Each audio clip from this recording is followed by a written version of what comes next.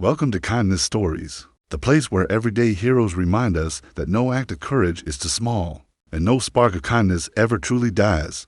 Thank you for being here with us today. Make sure to subscribe and stay till the end because this story might just change the way you see strength, forgiveness, and what it means to stand up for yourself and others.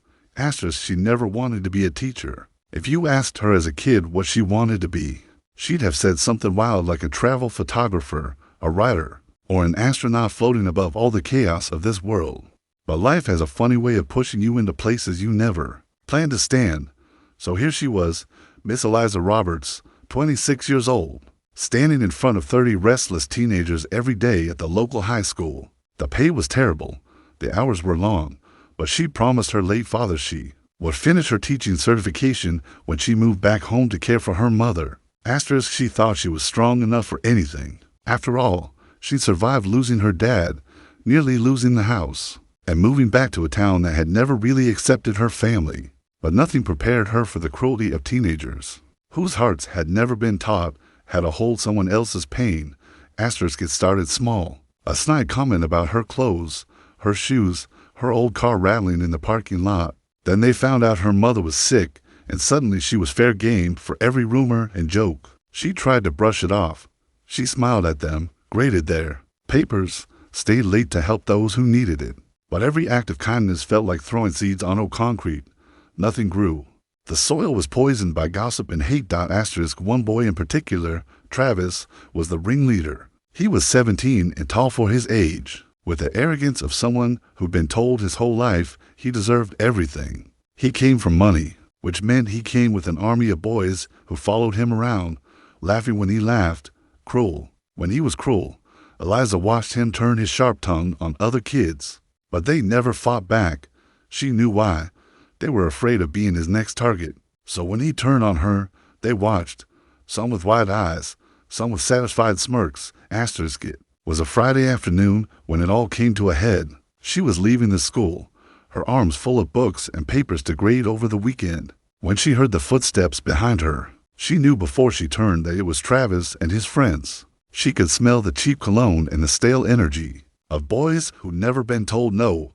Asterisk, Miss Roberts, Travis called out, his voice dripping with mock politeness.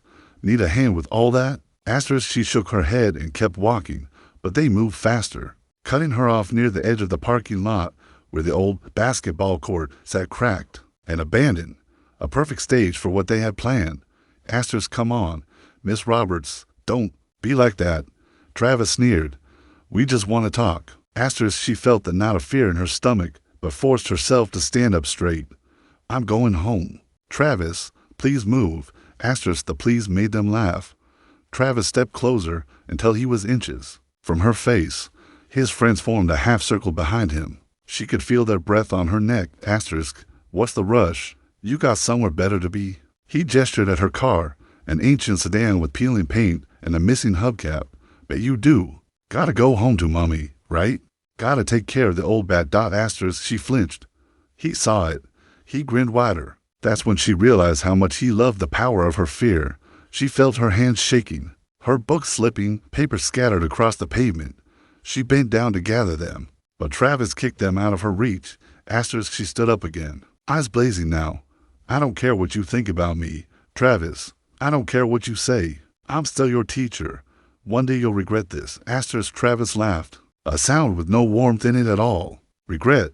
Why would I regret this? You're nothing. You're just a failed nobody pretending to be in charge. Nobody respects you.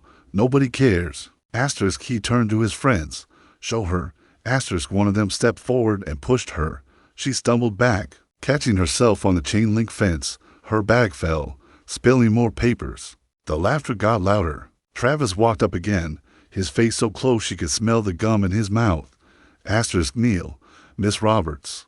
Kneel and maybe we'll let you go home. Asterisk, she stared at him. For a moment, she saw her father's face, the man who'd taught her to stand. Tall even when she was terrified. She felt her mother's frail hands in hers. The night she stayed awake wiping her brow, feeding her soup, all the sacrifices. All the nights alone in her small, cold house, wondering if this life was worth it. Asterisk, she wanted to fight. God, she wanted to swing her fists, to knock the smug grin off his face.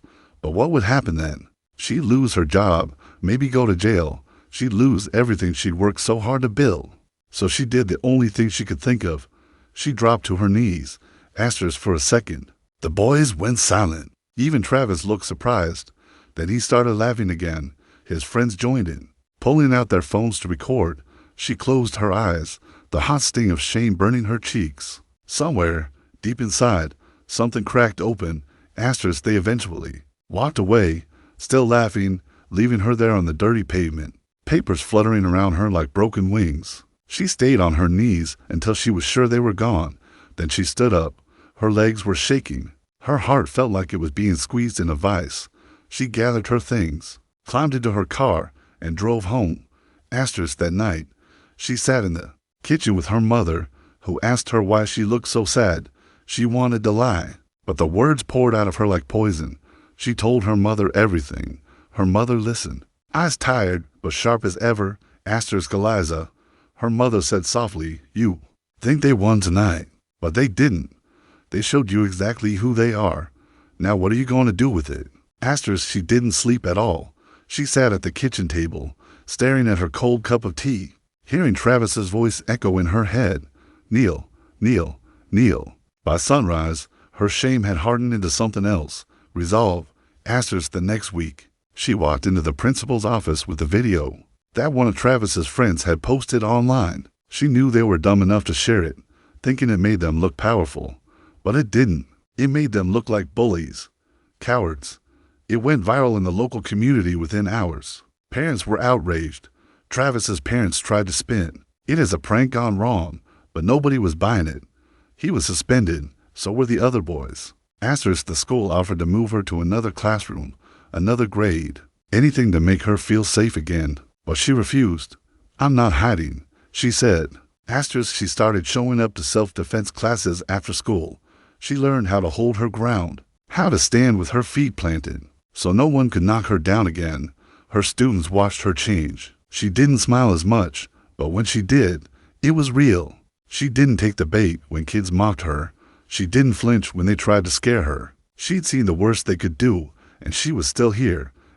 Months passed. Travis came back to school with a chip on his shoulder and a bruised ego.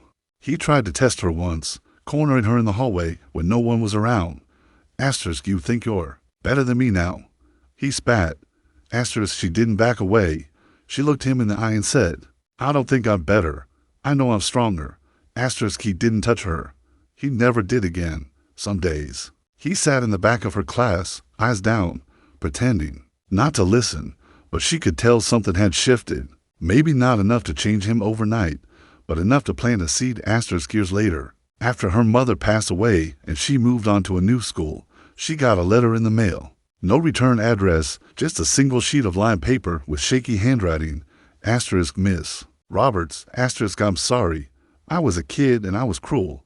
I don't expect you to forgive me, but I wanted you to know I think about what I did every day. I hope you're happy now. Thank you for not giving up on teaching.